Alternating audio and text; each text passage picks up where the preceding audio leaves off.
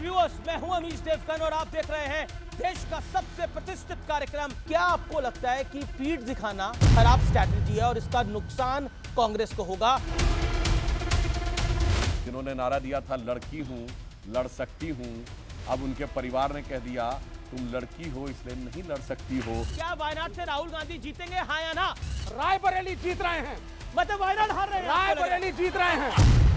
उन्होंने मीडिया के लोगों को कहा कि डरो मत, लेकिन यहाँ कह रहे हैं अमेठी से लड़ो मत। महाभारत की लड़ाई में जिहाद थी, राम रावण की लड़ाई में जिहाद थी, तुष्टीकरण की पराकाष्ठा की हद है ये। प्रभु राम और रावण की लड़ाई न्याय और अन्याय की लड़ाई थी, सत्य और असत्य की लड़ाई थी, वो कभी लड़ाई नहीं थी जिहाद की। नमस्कार व्यूअर्स, मैं हूं अमीश देवगन और आप देख रहे हैं CNBC आवाज पे टक्कर का आज का एडिशन। और टक्कर के आज के एडिशन में पब्लिक डिबेट करेंगे और पब्लिक डिबेट में आज का मुद्दा है राहुल गांधी ने अमेठी छोड़ी लेकिन रायबरेली पहुंच गए, उसके क्या मायने हैं? क्योंकि वो अक्सर कहते थे डरो मत।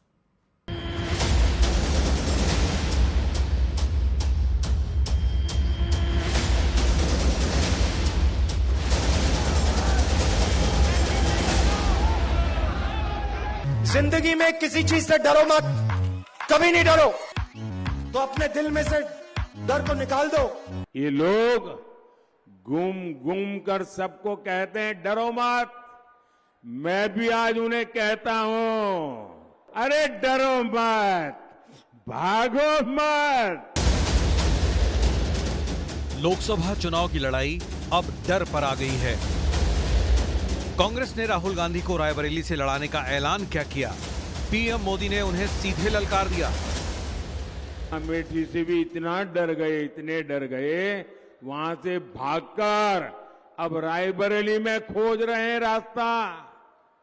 ये लोग गुम गुम कर सबको कहते हैं डरो मत, मैं भी आज उन्हें कहता हूं और बड़े जी भर के कहता हूं अरे डरो मत, भागो मत। इसका असर आने वाला जो 5 चरण का चुनाव है, 5 चरण के चुनाव पे जबरदस्त असर पड़ने वाला है। रोज देश की जनता से कहता था डरो मत, डरो मत, वो खुद डर गया। फिर से अमेठी से भागकर रायबरेली में पर्चा डाला।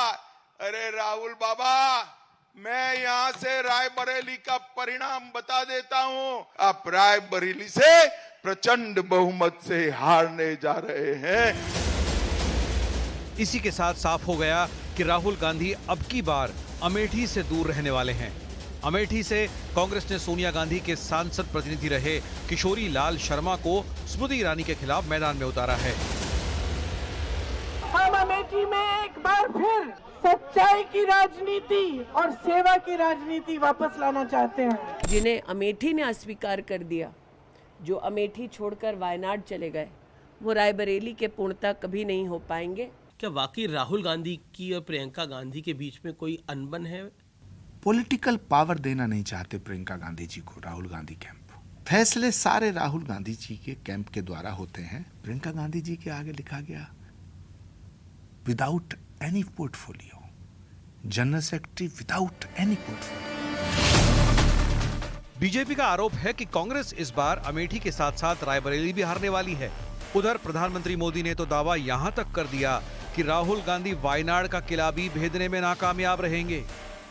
सवाल है कि क्या बीजेपी की भविष्यवाणी सही साबित होगी या फिर उत्तर प्रदेश और वायनाड से कांग्रेस की किस्मत बदलने वाले नतीजे सामने आएंगे? आज इसी मुद्दे पर होगी बड़ी बहस। डरो मत। और अब बहस के आज के मुद्दे क्या है? राहुल का रायबरेली जाना डर है या कोई बड़ी रणनीति? रायबरेली में सोनिया गांधी के गिरते जनाधार के बीच राहुल गांधी की राह क्या आसान होगी? क्योंकि आज भी वहां पर नारे लगे हैं गो बैक राहुल। रायबरेली के अंदर वोट जिहाद जैसे मुद्दे उठाकर क्या विपक्ष ध्रुवीकरण, तुष्टीकरण कर रहा है यह भी आज की बात है या फिर सरकार तुष्टिकरण कर रही है, यानी बीजेपी तुष्टिकरण कर रही है? मेरे साथ आज कौन कौन मेहमान है, जोरदार तालियों के साथ अभिनंदन करिए बीजेपी के लोकप्रिय प्रवक्ता, member of parliament doctor Sudhanshu Trivedi का। जोरदार तालियों से अभिनंदन करिए विवेक श्रीवास्तव जी का, लेफ्ट के नेता, कांग्रेस के खिलाफ, राहुल गांधी के खिलाफ इन्होंने कैंडिडेट दिया है। जोरदार तालियों से अभिनंदन करिए राजकुमार भाटी का, प्रवक्ता समाजवादी पार्टी के। जोरदार तालियों से अभिनंदन करिए प्रोफेसर अनवर पाशा का, राष्ट्रीय जनता दल के हैं, वरिष्ठ नेता हैं। और जोरदार तालियों से हमारे सरप्राइज गेस्ट की एंट्री के लिए तैयारी करिए। हमारे सरप्राइज गेस्ट हैं, आज के लंबे अरसे बाद किसी बहस में आ रहे हैं, आचार्य प्रमोद कृष्णम। जोरदार तालियों से अभिनंदन है। जय जय श्री राम, जय जय श्री राम।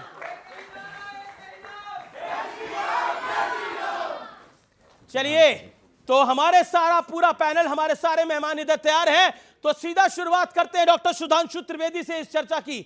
सुधांशु जी, आचार्य जी आपके पास आ गए हैं, अब इसको इधर लें या उधर लें, लेकिन डरो मत, और प्रधानमंत्री कह रहे हैं भागो मत।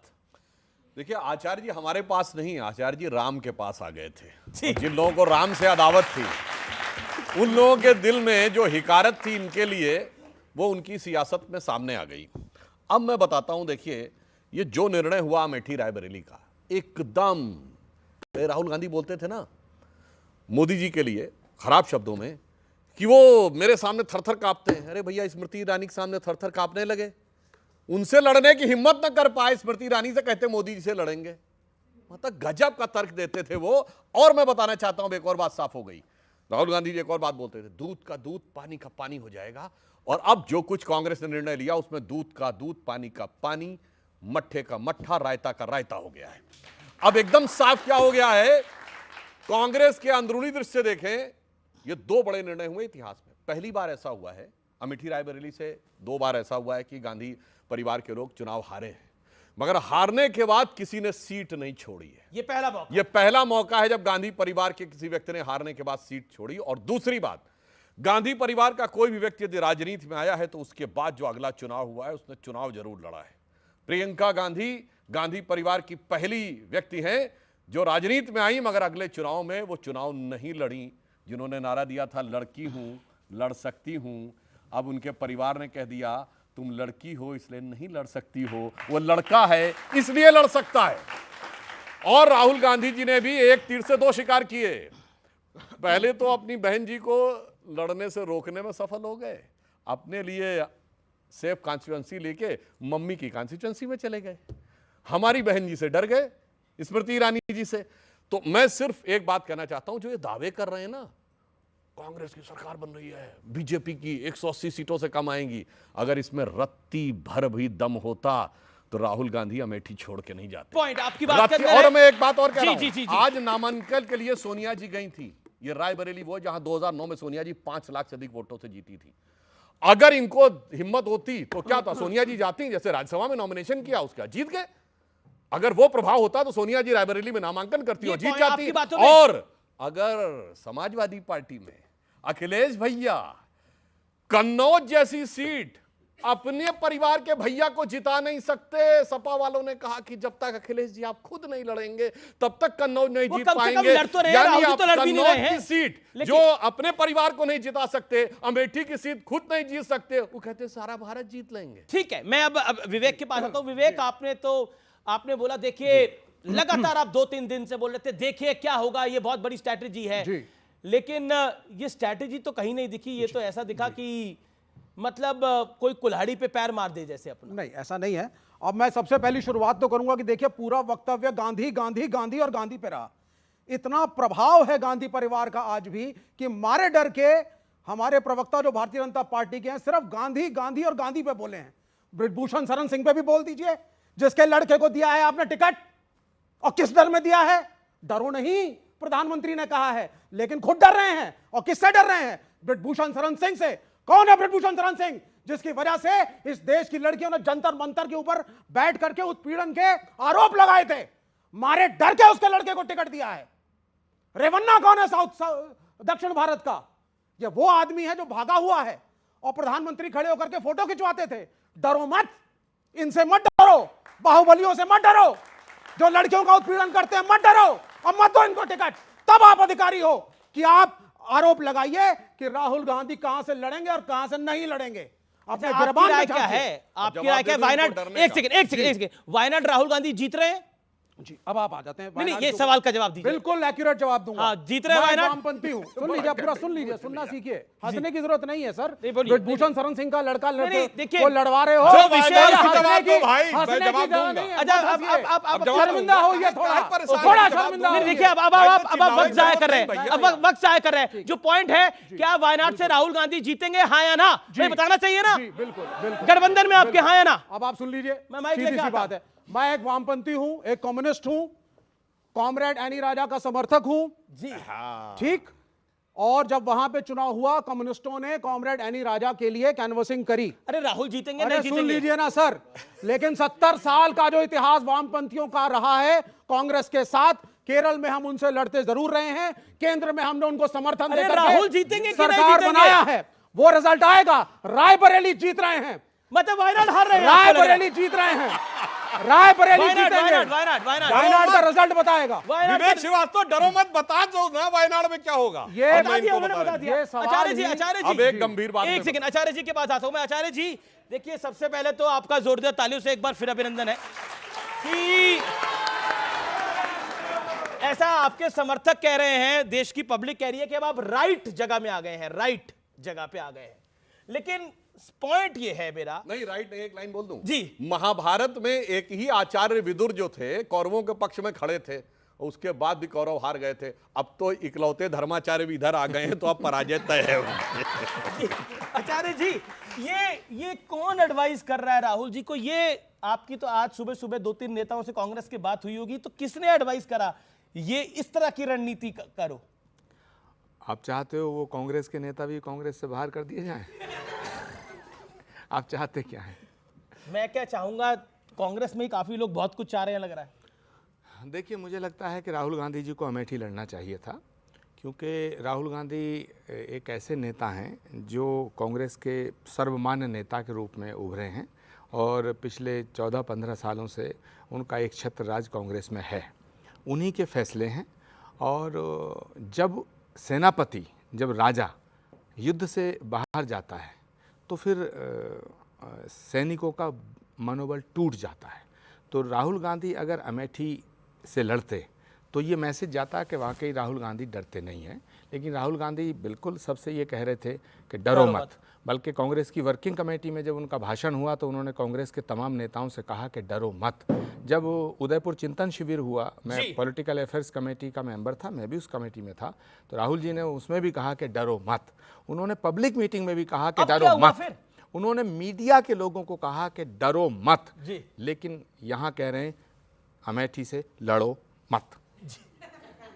ये ठीक है, एक सेकंड, ये पॉलिटिक्स और जो इनका है, क्या रोल है? ये लेफ्ट वाले, ये कांग्रेस को आबाद, केरल में लड़ते हैं, दिल्ली में चिल्लाते हैं आगे हमारे ऊपर। नहीं, ये कांग्रेस को आबाद करने के लिए है लेफ्ट वाले, या कांग्रेस को बर्बाद करने के लिए है? नहीं, लेफ्ट किसी को बर्बाद नहीं करता है, क्योंकि हाँ लेफ्ट जिसे देख लेता है वो स्वयं बर्बाद हो जाता है। लेफ्ट जिसे देख लेता है। हाँ, लेकिन विवेक श्रीवास्तव जी की मैं ईमानदारी का बहुत इनका आदर करता हूँ कि इन्होंने साफ कह दिया कि हम वायनाड में राहुल गांधी को हराएंगे और अमेठी में राहुल गांधी के गीत गाएंगे। नहीं, रायबरेली में। तो सवाल इस बात का है कि ऐसे सच बोलने वाले इंसान का स्वागत करना चाहिए, जिन्होंने कम से कम ये नहीं कहा कि हम वायनाड में अगर मगर लेकिन बट करेंगे। साफ कह दिया कि हम वायनाड में राहुल गांधी के खिलाफ हैं। मगर मैं एक इंपॉर्टेंट बात कहना चाहता हूँ अमीश, बात ये है कि ये भारत है और ये भारत शौर्य की पूजा करता है, पराक्रम के प्रति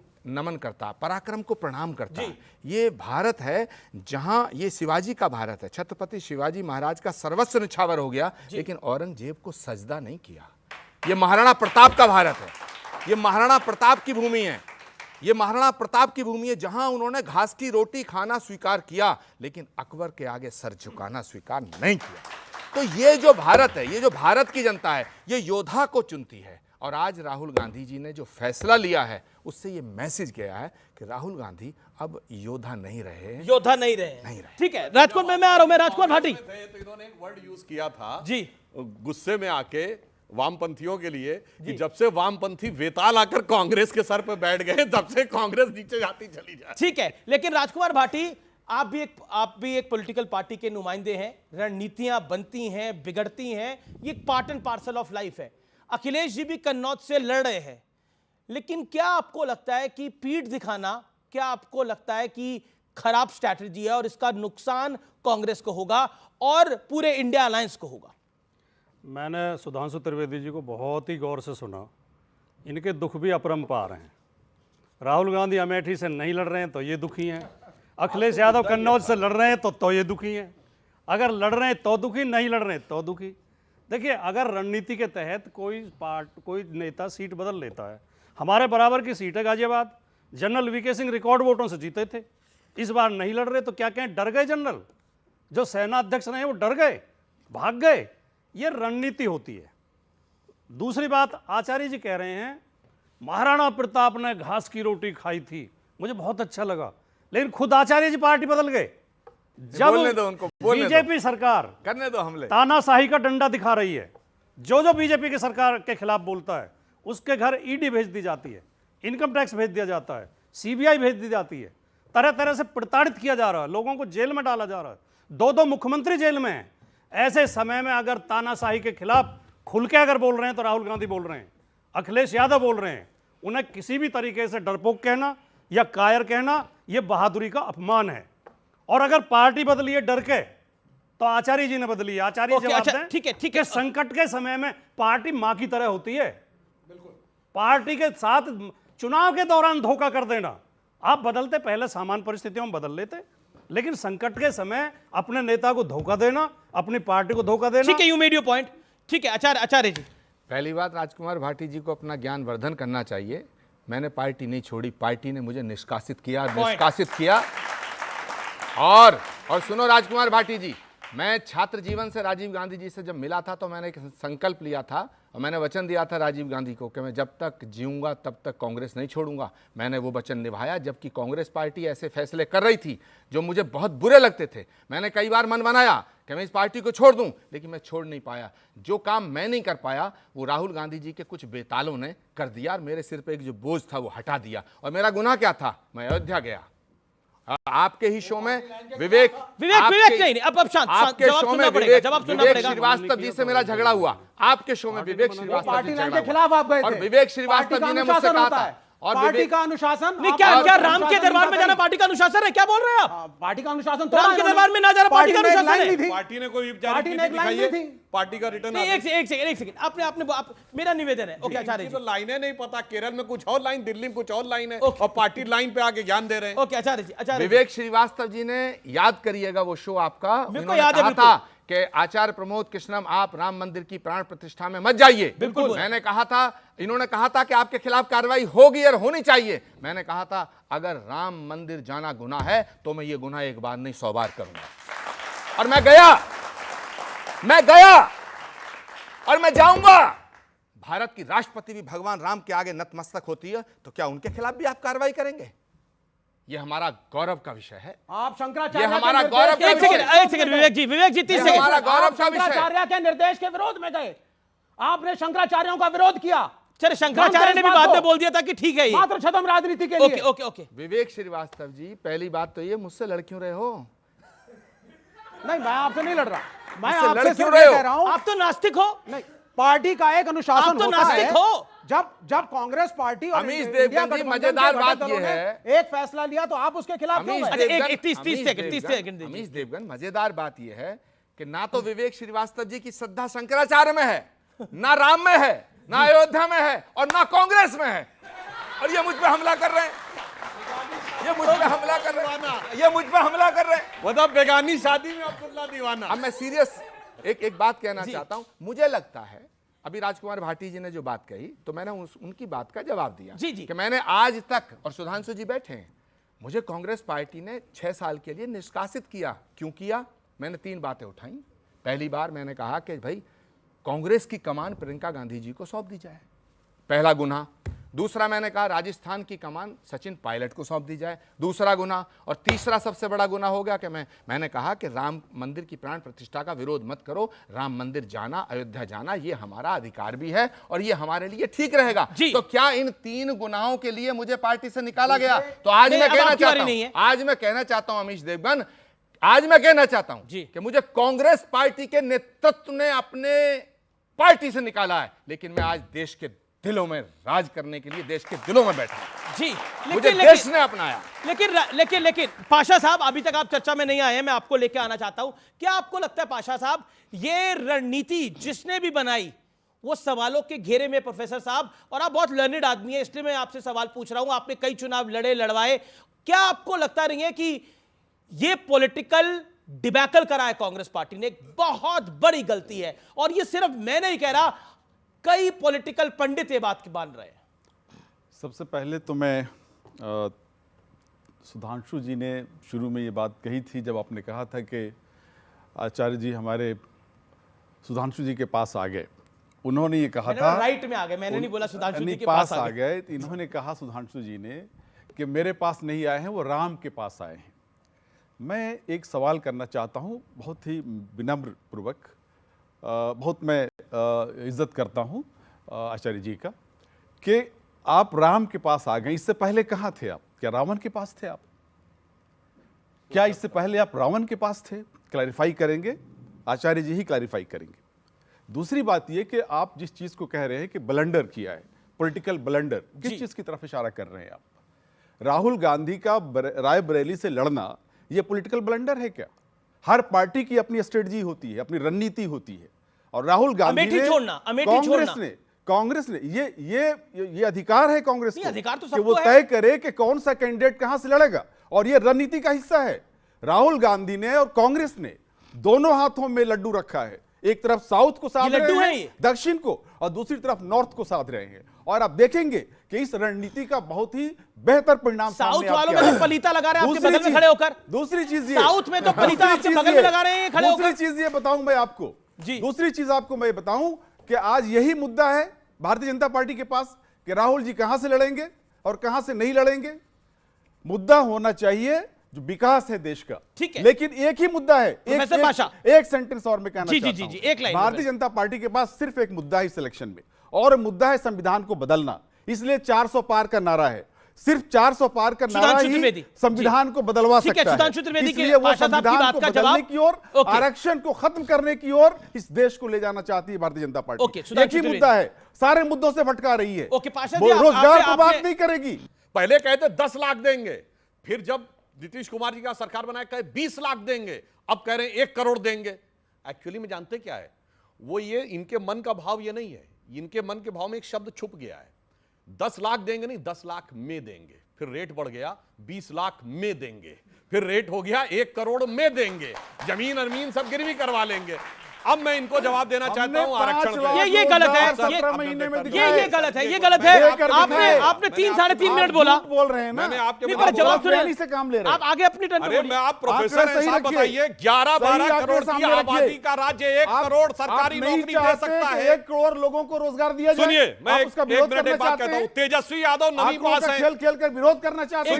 तेजस्वी यादव नवी पास है, आप प्रोफेसर हैं, आप कहिए 11-12 करोड़ की आबादी के राज्य में 1 करोड़ सरकारी नौकरी हो सकती है क्या? इच्छा शक्ति असंभव सी बात करते हैं आप। इच्छा शक्ति होनी चाहिए, इच्छा शक्ति कहां से कितनी नौकरी हो जाएगी? बेकार की बात की जा रहा है। इच्छा शक्ति, इच्छा शक्ति होनी चाहिए, इच्छा शक्ति होनी चाहिए। एक सेकंड, इच्छा शक्ति ये होनी चाहिए कि प्रोफेसर को नवी क्लास वाले के सामने नतमस्तक हो जाना चाहिए। उसने जो मुंह से निकल गया वो ब्रह्म वाक्य है। ये आरक्षण खत्म करने का आरोप लगा रहे हैं, आरक्षण खत्म कर चुके हैं। जामिया मिलिया इस्लामिया में SC ST OBC का सारा आरक्षण समाप्त कर दिया गया और पूरा एक मुश्त मुसलमानों को दे दिया गया। अलीगढ़ मुस्लिम यूनिवर्सिटी में SC ST OBC का सारा आरक्षण समाप्त कर दिया गया और 50% पूरा आरक्षण मुसलमानों को दे दिया गया। झूठ क्या बोल रहे हैं आप? प्रोफेसर हो गए, इस तरह झूठ बोलेंगे? भारत का एक राज्य था जहां SC ST OBC को कोई प्रतिनिधित्व नहीं था, वो था कश्मीर। धारा 370 से पहले इस प्रीटेक्स्ट पे कि वो मुस्लिम डोमिनेटेड राज्य है, आपने आरक्षण नहीं दिया था, हमने दिया। आज पश्चिम बंगाल की सरकार ने पिछले साल 91 जातियों को OBC में लाए और उसमें 85 मुसलमान। जब पिछड़े वर्ग ने पूछा कि ये कैसे हो गया, तो जानते क्या बोलते हैं, नहीं नहीं ये कन्वर्ट होने से पहले उस जाति के थे इसलिए इनको उसमें दे दिया। तो पूछा गया इतना कन्वर्जन कैसे हो गया, तो जवाब नहीं दे पाए। आज भी पश्चिम बंगाल की 171 बैकवर्ड जातियों में 120 मुस्लिम है, और अभी आपने कर्नाटक में सारे मुसलमानों को ओबीसी में दे दिया।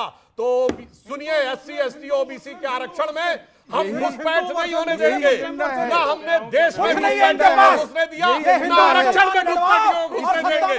हकीकत यह है कि इन्होंने आरक्षण खा चुके हैं, इसलिए इनके दिल में तकलीफ है। प्रधानमंत्री जी कई बार कहते हुए कहिए कि मुस्लिमों को ओबीसी का आरक्षण नहीं देंगे और इनकी हैसियत नहीं है। एक सेकंड, अच्छा एक सेकंड, मैं एक सेकंड आपसे भी सवाल पूछ रहा हूं, आपसे भी। क्या आप मुसलमानों को ओबीसी में आरक्षण देंगे, हाँ या ना, अगर इंडिया अलायंस की सरकार बनेगी, हाँ या ना? ऐसा है जी, आरक्षण के अपने रूल्स हैं। देंगे कि नहीं देंगे? आरक्षण किस लिए दी जाती है? नहीं देंगे कि नहीं किस लिए दिया जाता? सुनिए आप, नहीं देंगे कि नहीं देंगे? यस नो में कोई जवाब नहीं होता है। क्यों नहीं जवाब होगा? तर्क होता है उसका। अच्छा, देना है तर्क है, नहीं देना है तर्क है। तर्क से बात कीजिए आप। आरक्षण क्यों लाया गया? जो पिछड़ा वर्ग है, तो आरक्षण क्यों लाया गया, सबको पता है। जो नहीं है बराबर, इक्वलिटी लाने के लिए लाया गया था। और अगर समाज में इक्वलिटी नहीं है, उस वर्ग को, उस क्लास को, सबको मिलना चाहिए आरक्षण। आप दुनिया में कोई उदाहरण ऐसा नहीं है। बीजेपी ये बताए कि जो 90 सेक्रेटरीज हैं सेंट्रल गवर्नमेंट में, सिर्फ 3 ओबीसी के क्यों हैं, बाकी सारे क्यों हैं? बाकी सारे क्यों ब्राह्मण राजपूत भूमियार? देखिए ये राहुल गांधी का वाक्य है। 90 में से सिर्फ 3 ओबीसी के 3 हैं। आपको दर्द नहीं होता? हमें दर्द होता है। मैंने एक सवाल पूछा था, ओबीसी रहेगा, ओबीसी क्यों ओबीसी में से ओबीसी के 3 ही रहेंगे? 10 सेकंड सुधांशु, 10 सेकंड। देखिए साहब, सेक्रेटरी गवर्नमेंट ऑफ इंडिया का पोस्ट कोई आरजेडी का अध्यक्ष पद नहीं है कि खट्ट से गए और 25 साल में बन गए। आपको यूपीएससी में सेलेक्ट होना पड़ता है, टाइम बाउंड प्रमोशन होता है, फिर आप सेक्रेटरी में इंपैनल्ड होते हैं, तब सेक्रेटरी बनते हैं। आज जो भारत सरकार में सेक्रेटरी हैं वो 1992 बैच या उससे पहले के हैं, यानी 92, 91, 90 या 89, 88 बैच के लोग सेक्रेटरी हैं। ये बताइए उस समय कितने ओबीसी थे, किसकी सरकार थी? हमने दिया। किसके ओबीसी थे, किसकी सरकार थी? आरजेडी की सरकार आपकी थी। जब आपने 2% ठीक है, सेलेक्ट किया, जब वो सेलेक्ट ही नहीं हुए थे तो सेक्रेटरी कहां से बनते? और पढ़े लिखे प्रोफेसर हो गए। ये ऑडियंस के सवाल है। आचार्य जी से किसका सवाल है? आचार्य जी से कौन सवाल करना चाहता है? आचार्य जी ने तो मेरे हिसाब से जो उनको करना चाहिए था उन्होंने अपने हिसाब से किया। वे अपने राम के पास आ गए, बस और क्या चाहिए इंसान को। जी आचार्य जी कुछ कहना चाहते हैं आप इसके ऊपर? देखिए, पहली बात तो ये कि विपक्ष के पास बहुत अच्छे बड़े बड़े नेता हैं। पासा साहब भी बड़े नेता हैं, लेकिन अफसोस ये है और विपक्ष के भाग्य की विडंबना ये है अमीश कि सारा का सारा विपक्ष राहुल जी की तरह बातें करने लगा है। जी। और अभी जिस तरह की बात हो रही थी, भाई अगर आपको मुसलमानों को आरक्षण देना है तो डंके की चोट पे कहो ना कि देंगे। आप डंके की चोट पे भी नहीं कहते हैं। इसका मतलब है कि आप हिंदुओं को भी बेवकूफ़ बनाते हैं, आप मुसलमानों को भी बेवकूफ़ बना रहे हैं। आप मुसलमानों के भी सगे नहीं हैं, आप ना हिंदू के हैं ना मुसलमान के हैं, आप दुकानदार हैं, अपनी दुकान के हैं। दूसरी बात अमीश, दूसरी बात, पाशा साहब ने कहा कि अब तक आप कहाँ थे। भाई मेरे लिए, बोला कि आप रावण के पास थे क्या? मेरे लिए मैं बता, मेरे लिए कांग्रेस भाजपा, भाजपा कांग्रेस का सवाल नहीं है, मेरे सामने देश का सवाल है। और मैं ऐसा मानता हूं, पाशा साहब मेरी बात को सुनिए गौर से, मैं ऐसा मानता हूं कि सत्ता और सिंहासन छोटे हैं लेकिन सनातन से समझौता नहीं किया जा सकता। मैं ऐसा मानता हूं और मैंने ऐसा माना जब मैं कांग्रेस में था। मेरा झगड़ा सुधांशु जी से भी कई बार हुआ है, मेरा झगड़ा तमाम भाजपा के नेताओं से हुआ था। मैं तब भी ये कहता था कि भगवान राम और राष्ट्र, दो बातों पर समझौता नहीं किया जा सकता। मैंने विपक्ष को समझाने की कोशिश की, मैंने कांग्रेस में रह के भी ये बात कही। अगर मैं कांग्रेस में रह के राम के नाम पे, सनातन के नाम पे, राष्ट्र के नाम पे चुप हो गया होता तब आपका सवाल जायज़ था, तब बात ठीक थी। मैंने तब भी मुद्दा उठाया। मैंने कहा कांग्रेस के नेताओं से कि आप भारतीय जनता पार्टी से लड़ो, भारत से लड़ना बंद करो। मैंने कहा कांग्रेस के नेताओं से, ऑन रिकॉर्ड कहा, पब्लिक मीटिंग में कहा, अंदर पॉलिटिकल अफेयर्स कमेटी की मीटिंग में कहा, मैंने ट्वीट्स करके कहा। मैं लगातार 2.5 साल से अमीश ये कह रहा था कि आप भाजपा से लड़ो, भारत से मत लड़ो। आप सनातन से मत लड़ो। आप सनातन को खत्म करने की बात करने वालों का साथ मत दो। आप इस कांग्रेस को महात्मा गांधी के रास्ते से हटा करके मोहम्मद अली जिन्ना के रास्ते पे मत ले जाओ। लेकिन अमित शाह ने बात को नहीं माना गया जी, मेरी बात को नहीं माना गया। उसका परिणाम देखना अमीश देशबंद, 4 जून को फिर एक आवाज गूंजेगी कि मैं नरेंद्र दामोदर दास मोदी तीसरी बार भारत का प्रधानमंत्री बनता। देख लेना, देख लेना। पार्टी पॉइंट यह है कि तुष्टीकरण की प्रकाष्ठा यह है कि वोट जिहाद को जस्टिफाई कर रहे हैं आपके नेता और कह रहे हैं ये ज्यादा वोट करने की अपील थी। वोट जिहाद किसको ज्यादा करने की अपील थी? किसको वोट ज्यादा करने की अपील थी? आप कह रहे हैं वोट जिहाद करें। हमने ये सुना था कि लव जिहाद होता है, लैंड जिहाद होता है, अब वोट जिहाद। प्रधानमंत्री नरेंद्र मोदी ने बोला करना क्या चाहते हो आप लोग? तुष्टीकरण की एक अलग प्रकाष्ठा है क्या ये? पहले 2 चरण के मतदान के बाद जब रुझान आए कि भारतीय जनता पार्टी का वोटर बाहर नहीं निकला, उसमें उदासीनता है और भारतीय जनता पार्टी इनमें से ज़्यादातर सीटें हार रही है जिन 190 सीटों पे चुनाव हुआ है, उसके बाद भारतीय जनता पार्टी के नीचे से लेकर ऊपर तक के नेताओं ने हिंदू मुस्लिम करना शुरू कर दिया और इन्हें लगा कि बस एक यही तरीका थोड़ा बहुत बचने का। सुधांशु जी ने आपके शो में सारी बातें गलत बोली हैं, गलत बयानी की है, गलत तथ्य रखे हैं। आपने पूछा ओबीसी में मुस्लिम को आरक्षण देंगे। ओबीसी का आरक्षण लागू हुआ मंडल आयोग की रिपोर्ट स्वीकार होने के बाद। मंडल आयोग की रिपोर्ट में पहले से ही मुसलमानों की 90% जातियां मौजूद हैं। अच्छा एक सेकंड आपने बोला, तो सुनिए, आपको मौका दे रहा हूं, आपको मौका दे रहा हूं। तो आपने बोला कि बीजेपी के नेता जब 2 राउंड में बीजेपी की हालत खराब हुई, ये आपने बोला ना, तो उसके बाद उन्होंने ये करा और वोट और नहीं, लेकिन वोट जिहाद की अपील आपके नेता कर रहे थे। नहीं, आप उधर गुमराह करोगे, मैं उधर जवाब नहीं कर रहा। नहीं बोला कि नहीं बोला? नहीं, पहले जो आपके शो में झूठ बोला गया है, मैंने कि मंडल की लिस्ट में दिखा के जाइएगा 90% जातियां मुसलमानों की। चुनौती देके कहता हूं। फिर कह रही है कर्नाटक, राजकुमार भाटी, फिर बंगाल कह रहा और मैं आप सबसे राय लूंगा। वोट जिहाद का मतलब क्या है आप लोगों के लिए? अमीश जी, ये आप अपने शो के साथ भी अन्याय कर रहे हैं। नहीं आप बोलिए, मैं जवाब दे रहा हूं। बोलिए। शेख सैयद, मुगल, पठान, 4-5 उच्च जातियों को छोड़ के जो मुस्लिम की हैं, उसमें आपके नाई, धोबी, कुम्हार, लोहार, बढ़ई, सारी जाति। आप क्यों? मैं तो नहीं चिल्लाया। में जाति होती है। मैं आपके बीच में नहीं चिल्लाया। मुसलमान में जाति मैं होती आपके बीच में नहीं चिल्लाया। मैं मुद्दे की बात कर रहा हूं। एक करके राजकुमार भाटी की बारी। मुसलमान ये लगातार झूठ बोल रहे थे, मैं चुप खड़ा था। अरे पाशा साहब मुसलमान आप जानते नहीं कास्ट है वहां। नाई, धोबी, लोहार, बढ़ई सब ओबीसी में आते हैं, सबको आरक्षण है। मंडल में पहले से ही आरक्षण है। दूसरी बात इन्होंने कहा अलीगढ़ मुस्लिम यूनिवर्सिटी में छीन लिया, जामिया में छीन लिया। जो हमारे अल्पसंख्यक संस्थान है, चाहे जैनियों के हैं, चाहे सिखों के हैं, चाहे पारसियों के हैं, सब में उनमें आरक्षण की व्यवस्था नहीं है। ये गलत बयानी करते हैं केवल हिंदू मुस्लिम भड़काने के लिए। तो ये आप पूछिए वोट जिहाद क्या था? वोट जिहाद एक क्या मिनट में था? सारी बात एक लाइन वोट जिहाद में मैं आता हूं। वोट जिहाद क्या था? वोट जिहाद में जो उस बेटी ने बोला, हालांकि इसका मैसेज कई लोगों में गलत जाता है, लेकिन उसने क्या गलत बोला? उसने कहा हमें, क्या कहा था उसने? शांति के साथ, शांति के लिए क्या? शांति के साथ चुपचाप जाकर, मैं बताता हूं क्या बोला था।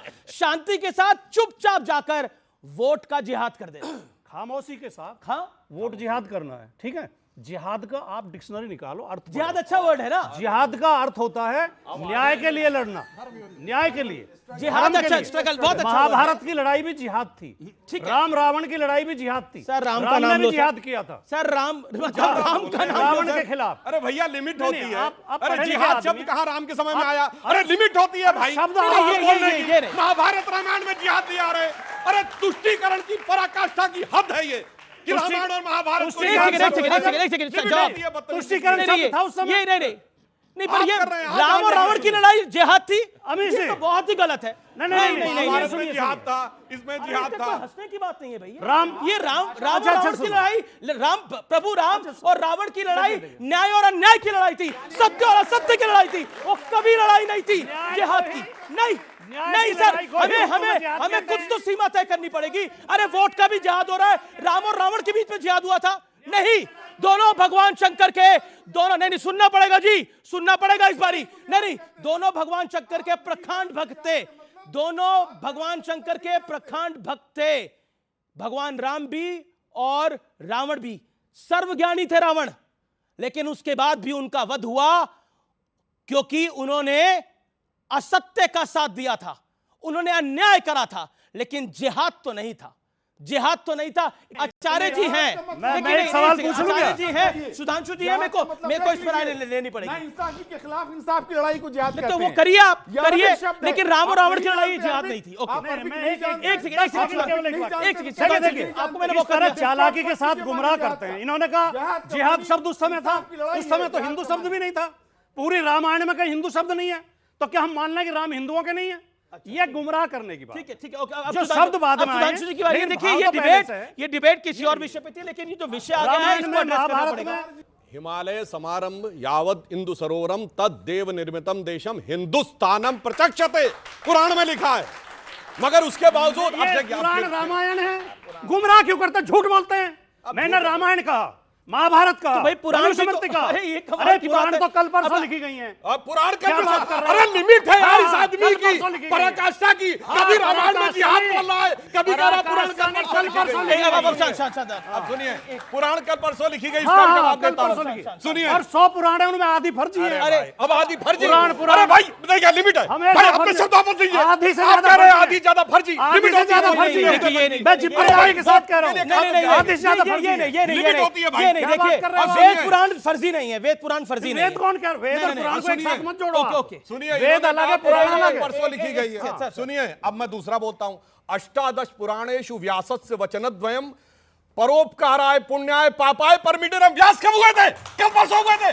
बेहुदेपन की हद होती है। गलत बयान मत करिए। आप इनके झूठ का समर्थन कर रहे हैं। मुझे रामायण का श्लोक दिखा दें, अरे लिमिट होती है। महाभारत का दिखा दें, मनुस्मृति का दिखा दें, गीता का दिखा दें। कभी जिहाद, कभी पुराण फर्जी, कभी रामायण में लिमिट होती है। बीजेपी भी फर्जी।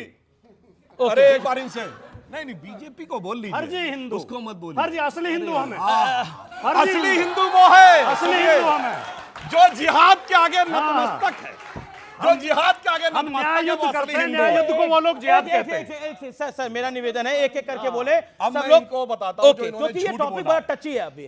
अब मैं झूठ बोलने बताता हूं। इन्होंने कहा कि 1993 में मंडल कमीशन ने मुसलमानों की जातियों को पिछड़े में डाला। हां, मंडल की रिकमेंडेशन थी कि 6% मुसलमानों को अलग से आरक्षण दिया जाए, जो नहीं दिया गया।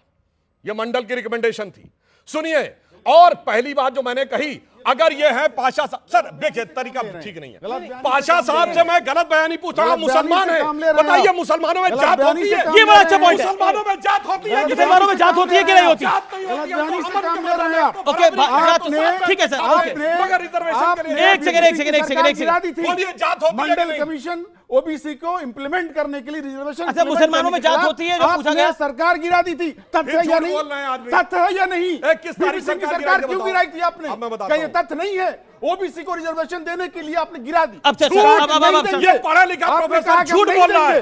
मंडल कमीशन लागू किया गया 7 अगस्त 1990, क्योंकि देवीलाल की रैली थी 9 अगस्त 1990। हमने समर्थन वापस किया 24 अक्टूबर 1990, जिस दिन समस्तीपुर में अडवाणी जी गिरफ्तार हुए। डेट के साथ बोला, झूठ मत बोलो। गलत इन्फॉर्मेशन है, चला जाता है। दुनिया जानती है, भारत का बच्चा जानता है कि वीपी सिंह की सरकार आपने मंडल कमीशन इंप्लीमेंट करने के लिए गिराई थी। शुरू करते ये भारत का हर बच्चा जानता है, हर ओबीसी जानता है।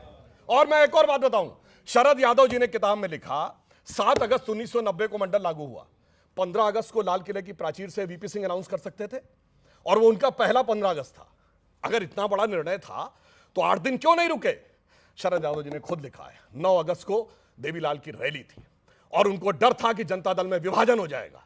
विभाजन को रोकने के लिए, क्योंकि तब तक देवीलाल जी की कम्युनिटी ओबीसी में नहीं आती थी, इसलिए उन्होंने 7 अगस्त को लागू किया, ताकि जनता दल के अंदरूनी राजनीति के लिए, सामाजिक न्याय के लिए नहीं। ये आपका मनगढ़ंत ये देखिए, एक सेकंड, मनगढ़ंत नहीं, किताब को कोट किया मैंने। ओके, आचार्य प्रमोद कृष्णम, मैं आपके पास आता हूं। अभी काफी सारी बातें हुई, आपको क्या कहना है? देखिए, पहली बात तो यह है कि पुराणों की जो रचना हुई वो महर्षि वेदव्यास ने की हजारों साल पहले, और उसमें हिंदू शब्द आया है। और राजकुमार भाटी जी निसंदेह विद्वान व्यक्ति हैं, बहुत ही पढ़े लिखे प्रवक्ता हैं, और बहुत ही इतिहास का ज्ञान रखते हैं। कल परसों तो नहीं कुछ उन्होंने जो पुराणों को फर्जी कहा, इससे मुझे ठेस लगी है। ऐसी बातें नहीं करनी चाहिए। अब मुझे पूरा करने थे, जब आप बोल रहे थे मैं बोला ही नहीं। दूसरी बात यह है कि पाशा साहब ने भी हमले किए और बहस चल रही है।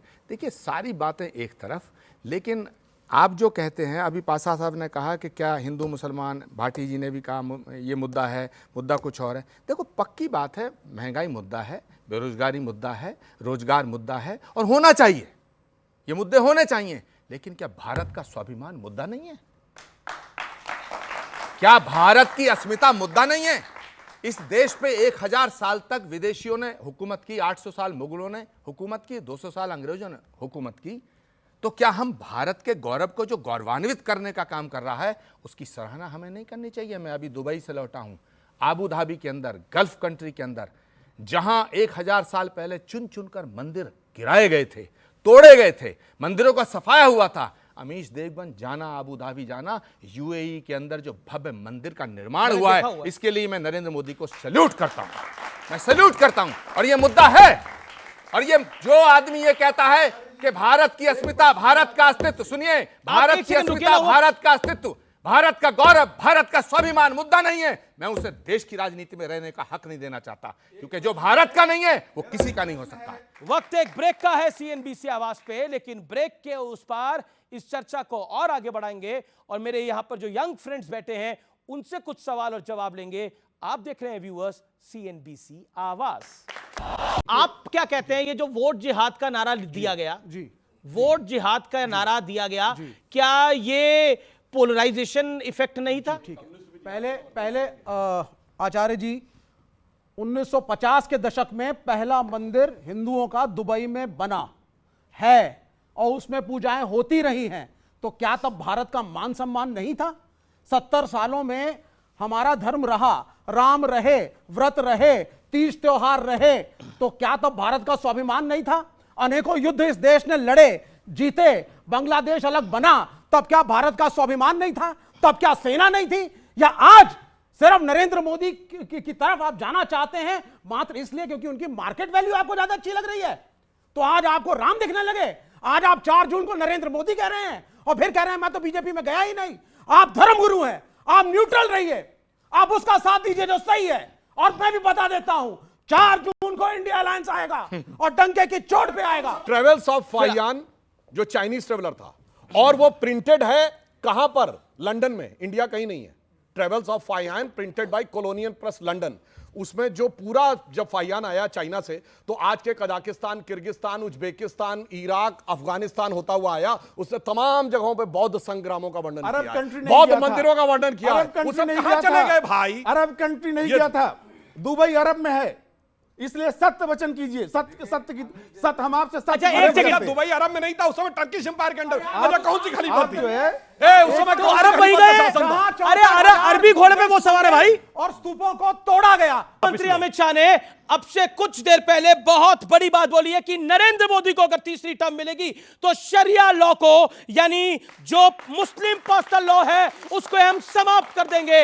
इसीलिए मैं कहता हूं कि तीसरी टर्म मिलनी चाहिए नरेंद्र मोदी को। यह गृह मंत्री अमित शाह ने बोला है। Rajkumar Bhati, your reaction to this? Amit Shah ji और माननीय मोदी जी और उनके तमाम नेता और तमाम प्रवक्ता पूरी कोशिश कर रहे हैं कि चुनाव हिंदू मुस्लिम पे केंद्रित हो जाए, लेकिन वो कर नहीं पा रहे। ओके, जनता मुद्दों पर डटी हुई है, रोजगार, महंगाई, भ्रष्टाचार, बेरोजगारी। लूंगा मैं। ओके, सुधांशु अब मैं बताता हूं, कांग्रेस अपने मैनिफेस्टो में कहती है अल्पसंख्यकों के लिए बहुसंख्यकवाद की जगह नहीं होनी चाहिए, हिंदू मुस्लिम हम कर रहे हैं। फिर कहती है अल्पसंख्यकों के खान पान पे हमें विशेष हम प्रावधान करेंगे। तो मैं पूछना चाहता हूं, सिखों में झटके की व्यवस्था है, झटके के लिए कभी आपने व्यवस्था की है? जैन भी एक माइनॉरिटी है जो कि बहुत एब्सोल्यूट और हार्डकोर वेजिटेरियन है, उसके खान पान के लिए कभी आपने कोई कदम उठाया है? कभी पारसी और यहूदियों के लिए कदम उठाया है? सबको समझ में आता है कौन हिंदू मुस्लिम कर रहा है। और दूसरी बात मैं ये भी पूछना चाहता हूं कि किसकी सरकार ने कहा कर्नाटक में कि हम मुसलमानों को आरक्षण देंगे? लेकिन सुधांशु, एक आप पे आरोप है कि उनके बेचारे नेता ने वोट जिहाद की बात करी और आपने बोला कि वो उनका कहना है कि हम वोट बढ़ाने के लिए बोल रहे हैं, और आपने इसको हिंदू मुसलमान कर दिया। आपने शरिया बोला, और उन्होंने वोट जिहाद बोला। शरिया और जिहाद जैसे शब्द आते ही इनके नेता क्या कहते हैं? सजदे में निगाह रहे, तमाम होश खिरत पेश बादशाह रहे, तुरंत सियासत के आगे नतमस्तक हो जाते हैं। कहां आप बोल रहे हैं? बड़े जोर जोर से 1.5 गज की जबान निकाल के कहेंगे ये फर्जी है, वो फर्जी है, मगर दूसरे धर्म ग्रंथों के बारे में जैसे कहेंगे मैं उसका प्रवक्ता थोड़ी हूं, मेरे को उससे मतलब नहीं है। मगर जब आप कहेंगे शरिया, नहीं शरिया तो होना चाहिए, जिहाद, वो जिहाद का इतना मतलब समझाने लगेंगे जितना कोई मौलाना ना समझा पाएगा, जितना कोई मुफ्ती मुकर्रम बारी नहीं समझा पाएगा, उतना समझाने लगेंगे। फिर और मैं बताना चाहता हूं अब हम लोगों ने क्या किया है। मोदी जी के कार्यकाल में 25 करोड़ लोग एक्सट्रीम पॉवर्टी से बाहर आए। मोदी जी के कार्यकाल में 54 करोड़ लोगों को जनधन अकाउंट मिला है। हमारे मोदी जी के कार्यकाल में 11 करोड़ लोगों को शौचालय मिला है, 16 करोड़ लोगों को नल से जल मिला है। सुनिए, जब हमारी सरकार आई, अब देखिए बीच में मत बोलिए, तब 11 करोड़ ईपीएफओ अकाउंट थे, कर्मचारी भविष्य।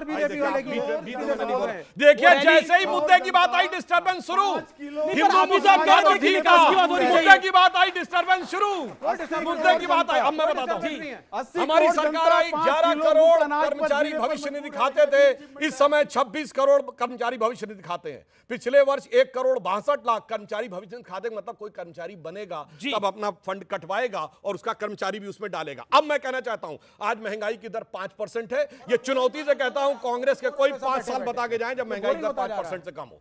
आज बेरोजगारी की दर 3% है, कोई कार्यकाल बताएं जो 3% से कम हो। हमने वो काम करके दिखाया, 5वीं बड़ी अर्थव्यवस्था बनाया, चौथा बड़ा स्टॉक एक्सचेंज बनाया, तीसरा बड़ा ऑटोमोबाइल मैन्युफैक्चरर का केंद्र बना भारत, सेकंड बड़ा मोबाइल हैंडसेट का मैन्युफैक्चरर बना, इंफ्रास्ट्रक्चर में इन्वेस्ट करने वाला पहला देश बना, चांद के छूते कोने को छूने वाला भारत का पहला देश बना, और इसीलिए इनको G20 G7 में सबसे ऊपर आने वाला देश बना साहब। इसीलिए कलेजे पे सांप लौट रहा है इनके। और उसके साथ साथ भव्य राम मंदिर देखिए, काशी विश्वनाथ का कॉरिडोर देखिए, उज्जैन पे बढ़ता हुआ महाकाल का कॉरिडोर देखिए, और जो कहते थे कि जिस दिन राम मंदिर बनेगा उस दिन मिडिल ईस्ट के देश पेट्रोल देना बंद कर देंगे, तो आज राम मंदिर बन रहा है और यूएई के साथ कॉरिडोर बन रहा है। ओके ओके ठीक है। अब मैं आपकी राय लेना चाहता हूं। ये देखिए एक बड़ा इस हफ्ते का मुद्दा रहा वोट जिहाद, उसके ऊपर आपकी किसी की राय है तो दीजिए, क्या है? सर वोट जिहाद, जिहाद का मतलब होता है कि आत्मसमर्पण। हम लोगों को ऐसा लगता है क्योंकि हम लोगों ने वर्ड सुना था लव जिहाद। आपको लगता है वो आपको लगता है वो पॉलिटिकल बात है या फिर वोट बढ़ाने के लिए बात है? सर बिल्कुल पॉलिटिकल बात है। ओके ओके जी जी जी जी। अरे 5 चीजें मत पूछे, चुप नहीं होंगे वो काफी देर से। जी जी जी जी जी जी आप आपका पॉइंट रखिए, सवाल मत पूछिए, अपनी बात रखिए, जिसको बात रखनी है। ओके, ये जो सेंटर में खड़े हैं इनका नाम क्या है?